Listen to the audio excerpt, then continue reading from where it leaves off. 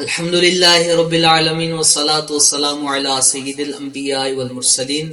معزز سامعین ناظرین، السلام علیکم ورحمۃ اللہ وبرکاتہ۔ درس شمال مصطفیٰ کے ساتھ ایک بار پھر حاضر ہیں۔ آج انشاءاللہ الکریم رسول پاک صلی اللہ تعالی علیہ وسلم کی زلفوں کے متعلق سماعت کریں گے کہ نبی پاک صلی اللہ علیہ وسلم کی زلف مبارک کیسی تھی۔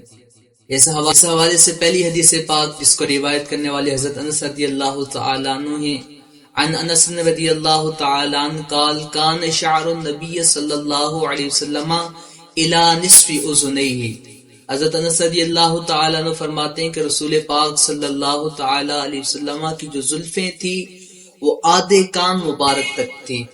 دوسری حدیث پاک میں ہے کہ نبی پاک صلی اللہ علیہ وسلم کی جو زلفیں مبارک تھی وہ کانوں کی لوح کو چھو رہی ہوتی تھی، اور کبھی تو رسول پاک صلی اللہ علیہ وسلم کی زلف مبارک اس قدر بڑھ جاتی تھی کہ حضرت انس رضی اللہ تعالی عنہ سے روایت ہے کہ ان النبی صلی اللہ تعالی علیہ وسلم کان یضرب شعره الی منکبیہ، کہ نبی پاک صلی اللہ علیہ وسلم کی زلف مبارک اس قدر بڑھ جاتی تھی کہ وہ شانوں مبارک کو چومنا شروع کر دیتی تھی، یعنی کندھوں تک آ جاتی تھی۔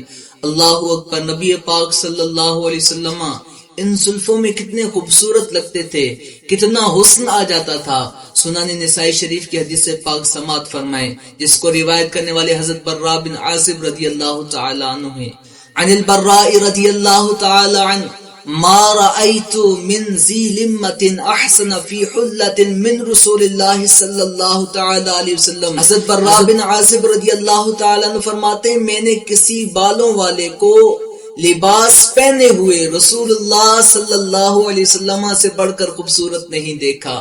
اللہ اکبر! شاعر کیا خوبصورت بات کہتا ہے کہ زلف سرکار سے جب چہرہ نکلتا ہوگا پھر بلا کوئی کیسے چاند کو تکتا ہوگا۔ اے حلیمہ تو بتا تو نے تو دیکھا ہوگا کیسے تجھ سے میرا محبوب لپٹتا ہوگا، اور قابل رشک ہے صدیق وہ تیرا آنسو، غار میں آپ کے رخ پہ جو ٹپکتا ہوگا۔ اور مجھ کو معلوم ہے طیبہ سے جدائی کا اثر، مجھ کو معلوم ہے طیبہ سے جدائی کا اثر، کہ شام کو شمس بھی روتا ہوا ڈھلتا ہوگا۔ اللہ پاک سے دعا ہے اللہ پاک ہم سب کو نبی پاک صلی اللہ علیہ وسلم کی زلفوں کی زیارت نصیب فرمائے۔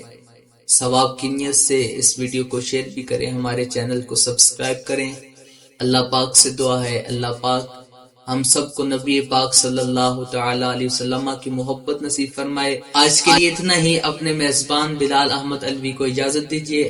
السلام علیکم ورحمۃ اللہ وبرکاتہ۔